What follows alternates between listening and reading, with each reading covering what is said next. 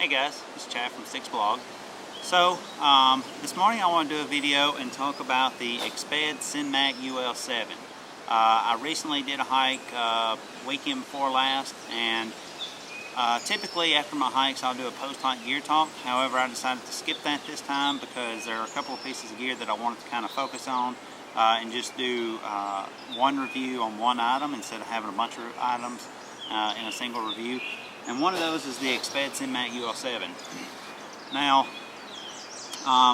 I've owned an older version of the SynMat for a number of years, but I've always been a fan of the NeoAir, and I want to bring that up because a lot of my comparisons to this pad is going to be based on my large size NeoAir XLite. So just kind of keep that in mind. However, like I said, I've had an older SynMat UL, or not the UL, but the older SynMat 7 with a hand pump. I've had one of those for a number of years. I didn't really use it a whole lot, mostly because of the weight, but partly because when I first got it, I didn't find it to be as comfortable as my NeoAir. However, one night I ended up using it again. I thought to myself, you know, this isn't too bad. At that point in time, they had already came out with the UL version, and to be quite honest, ever since this came out, it's been pretty much a direct competitor to the NeoAir, particularly the XLites now. But basically, this is the direct competition to that particular pad. So after I slept on my older one for one night and realized that, you know, it isn't as uncomfortable as I remember it to be, I put one of these on my wish list for Christmas. And then this past Christmas, when my wife got it for me for Christmas. So since then, I've used it 8 nights. 7 of those nights have been out on a hike. One of those nights was here in my front yard, and then there's been countless other hours that I've laid on it in the living room or in the house somewhere, taking a nap. I've even slept on it for most of one night in the house. But I've laid and I've used this pad quite a bit. Like I said, there's only been 7 nights in the field. However, at this point in time, I think that I've kind of gotten enough use out of it to kind of give a good, I hate to say initial review, but a good impression of what my thoughts are on this pad. So what I've done is I've got this little note app on my iPhone, and basically I've taken some notes. I've made a pros list, a cons list, and then a notes section, which the notes section are things that I think are worth mentioning, but I don't really consider it a pro or a con. And I just want to kind of go through that and talk about this particular pad. So I'm going to start with the pros. The first thing that I got is that it's a rectangular shape. So as you can see, this thing is rectangular in shape. It's not mummy cut. It's, you know, one size wide all the way down from the top to the bottom. And to be quite honest, that is my favorite feature about this mat, or any sleeping mat. I am not a fan of mummy cut pads. And when NeoAir, or when Thermarest stopped making the original NeoAir and started making the XLites and stuff, they actually cut corners to decrease the weight on those pads, and that really turned me off of them. It didn't turn me off completely. I still used them, but it really kind of, it upset me just a little bit. So the shape of this pad alone is one of my favorite features, and probably the only, it's probably the breaking point at what even made me to put this pad on my wish list and why I've been using it. So the rectangular shape, when it comes to rectangular shape, I am perfectly fine with a 20-inch wide by 72-inch long. I don't need a 77-inch long, and to be honest, I don't need a 25-inch long pad. Typically, when I lay on my pad, I lay on my back until I'm just about asleep. And when I'm just about asleep, then I'll turn over on my side. When on my side, I don't need more room on this pad. This is how I generally sleep at night. And because of this, this size pad works perfectly for me, and I don't need all that extra width. The next thing on my list is that it's comfortable, and it really is. It's a comfortable pad. I got to say that I don't know why, but with my original older SynMat, I just didn't feel like I felt it comfortable. I felt like I was laying on a pull mat. My NeoAir's changed things for me. I felt it to be a lot more comfortable, but then I've gone back to this to try out, and I've got to say that it is a comfortable pad. Is it more comfortable than my NeoAir's? I'm not going to say it is. Is it less comfortable than my NeoAir's? I'm not going to say it is. I think that I've gotten an equal amount of good sleep because of the comfort level of both the Exped pad and of my NeoAir pads. The next thing is that the material that this pad is made out of has a nice hand to it. And what I mean by that is it doesn't feel bad against skin. Now I will say that my NeoAir, it's kind of a rubbery feeling, and I don't mind it. I've slept a number of nights on my NeoAirs with quilt so that the material is directly against my skin. I can't say it really caused any kind of issues, but I will say that the quality or the hand on this material does have a nicer next to skin feel than my NeoAir, so that is definitely a plus as well. And it also goes in with comfort. It packs small, and I'm going to show you that at the end of the video when I roll this up and pack it away. And it fits in the stuff sack easily, which is one thing that not all pads do, or not. I hate that when you buy something and it comes in this little bitty stuff sack and you have a hard time getting in it. But this is the supplied stuff sack. It actually came with the stuff sack, and when I roll this thing up, I had no problem getting it back in the stuff sack. So that's definitely a plus. However, to be fair, I don't typically use stuff sack for my air pads. Most of the time, I just completely deflate them and then fold them, and I shove it in the back of my backpacks, because all but one of my backpacks are frameless, and that kind of creates a frame. Not really a rigid frame, but it kind of creates a little bit of structure, and that's typically how I pack my pads. Now, that's pretty much all my pros list. The cons list, like I said, I'm comparing this to a NeoAir XLite, and I'm also comparing it to the large size. The reason I'm comparing it to the large size is because that's the one I have. Like I mentioned, the NeoAirs, they've tapered the XLite, so I had to go up to a large to get the amount of room that I want out of it. So that's what I'm comparing it to. First off, this pad, which is a 20x72, is actually heavier than my large NeoAir XLite, which is a 77-inch long by 25-inch wide pad. This pad weighs 16 ounces, my NeoAir XLite weighs 15.5 ounces.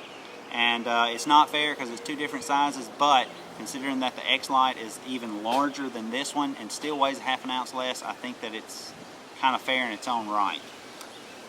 It is smaller than the XLite, just as I went over. This one's 72 inches by 20. The NeoAir is 77 by 25. Also, as far as listed versus measured lengths, I'm not going to get into that, but that's what it is listed.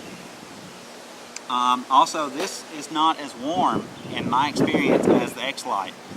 The R value on this pad is 3.1. The R value on my XLite is 3.2. You would think that they would be the same, but that is not the case at all in my experience. In my experience, I have gotten a lot colder on this pad at warmer temperatures than I have on my XLite all by itself.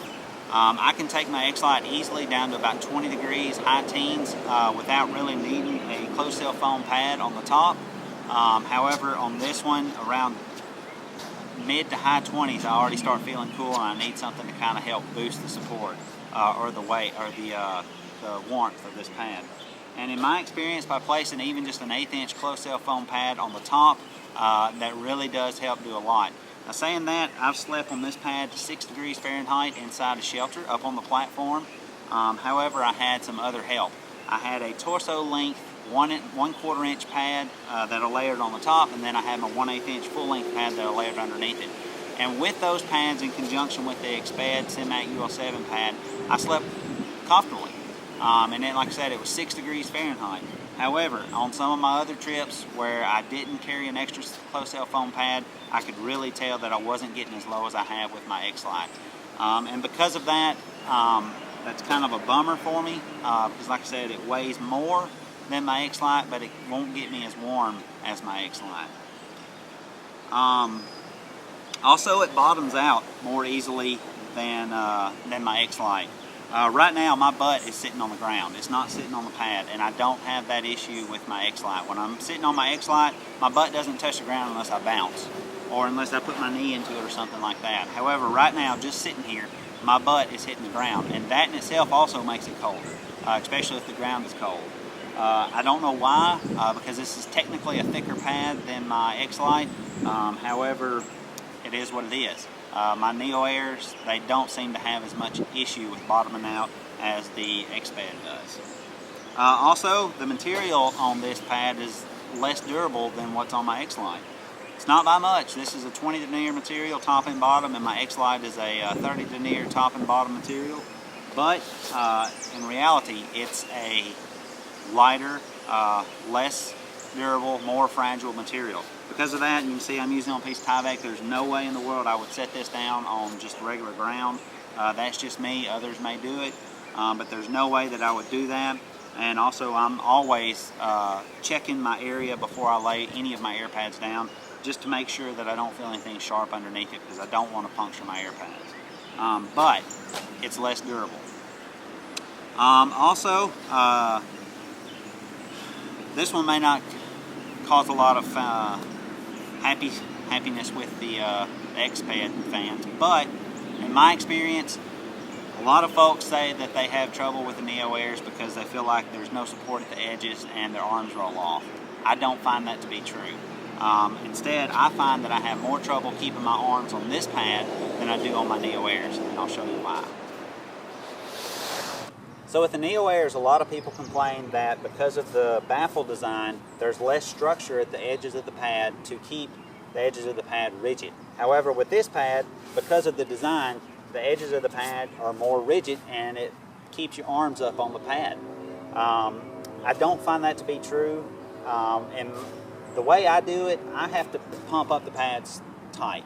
I don't like a loose, fluffy pad. I like it to be rigid and hard. I get better sleep on it that way.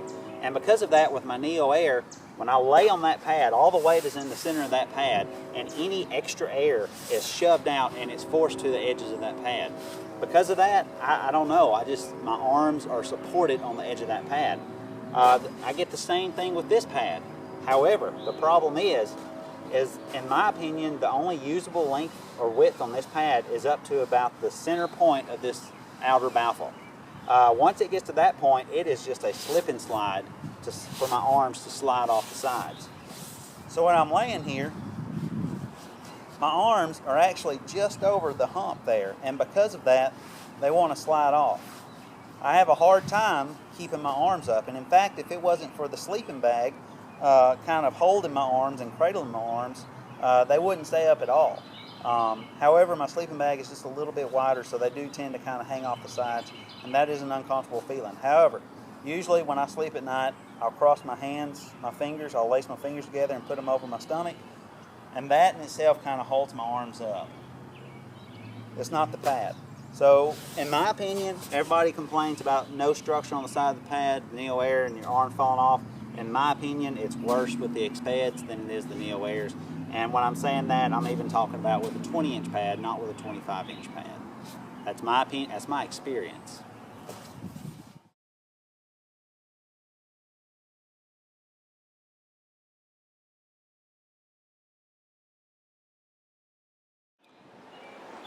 Okay, another thing is that this pad is more slippery than my NeoAirs. The material itself is just a little more slippery, and I find that on Tyvek, especially on Cuban fiber and especially on seal nylon, if I'm on a little bit of a slope, the pad tends to kind of slide back and forth on the floor a lot easier than my NeoAirs. Now, of course, that would be an easy fix just by putting a little bit of silicone or seal nylon or something, or seal net on the bottom of the pads. I think that would be fine, but that's just one more thing I have to do for this pad that I don't have to do with my other pad. Also, with my sleeping bag on the top, my sleeping bag has a hard time staying in place. It kind of wants to slide off the top or the bottom or the sides of the pad. So the material, while it's nice and comfortable, it feels good, it's also really slippery. So I guess some seal net on the top would also help a little bit to keep my sleeping bag from sliding around too. Again, that's just more I have to do. And then the last thing is my pillow does not work with this pad. It works exceptionally well with my NeoAir because of the horizontal baffles, but on this pad it doesn't work at all. And what I'm using is what I've been using for the last couple of years now. This is the Goose Feet gear. It's a down pillowcase with some down in the top. And then it's actually the Exped ultralight air pillow. I've had this for a couple of years now, and this is what I'm using. And what I've got here is a elastic 1/16 inch shock cord, And what I'll do is at night at camp, I'll just slide that shock cord over the pad, and that helps hold it. Now with my NeoAir, because the baffles are horizontal, this actually digs in and kind of grips into those baffles, and those baffles will actually help hold it from sliding up. But as you can see here, I mean,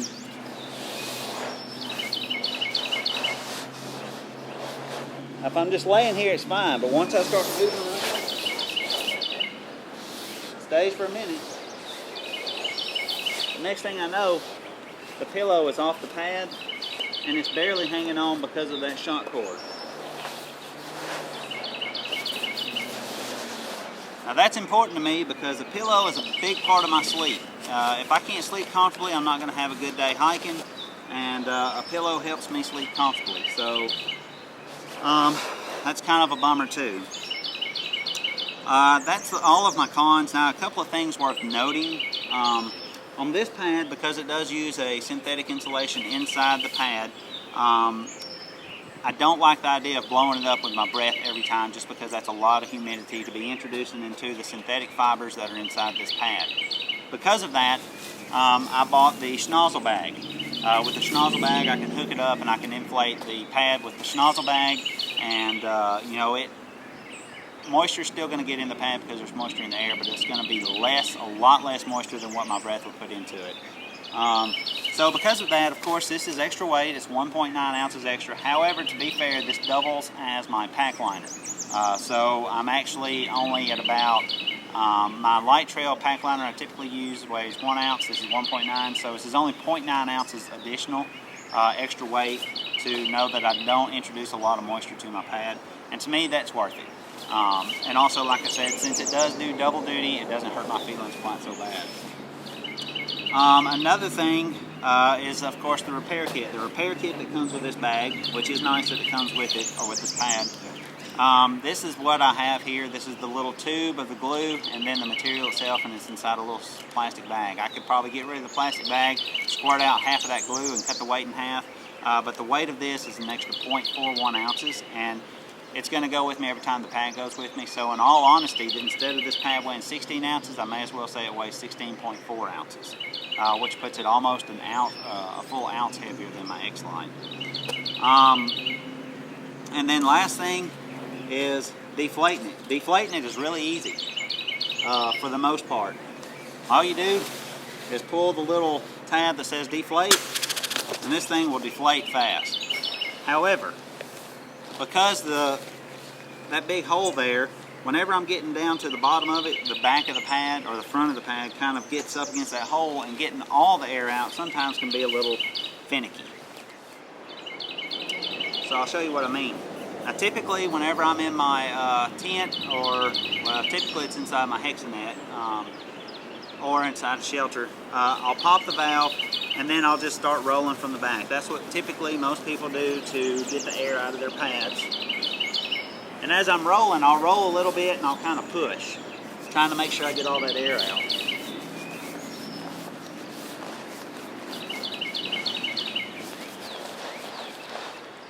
But then once I get to the end here, I want to try and make sure I get all that air out, because like I say, I put it up against my back. So what I typically do is kind of put my knees on it and push here. But a lot of times the pad will actually get up against this valve, the opening there, and I can't really push the rest of the air out. So I'll have to kind of put my finger in there to make sure there's an opening and then push. Now that's not a lot of trouble at all. Once I get all the air out, I can push it in. And then, from that point, the way I typically do it is I fold it in half, and then I fold it in thirds. I pull this end in first, that way the valves are kind of protected, and then I have it like so, and then that just slides in my backpack. If I'm doing it in a smaller or shorter backpack, I'll fold it in half again, and then I'll fold it in half this way, and I'll slide it in my backpack that way it's not as long. Now, like I said, folding this to fit in the stuff sack works out pretty well.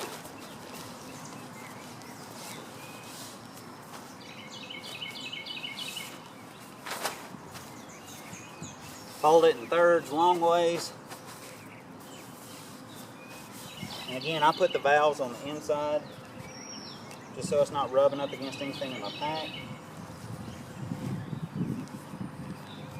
And to be quite honest, doing this inside my tent takes a little more effort than just folding it up, and that's part of the reason I prefer to fold rather than roll. Also, when I'm at home, I don't keep it stored this way. Now, as you can see, there's actually still some air in there.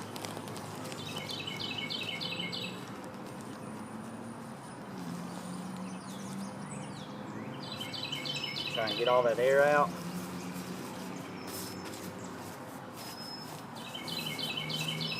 And there is actually still air in there. Let's see how well it fits in the stuff sack.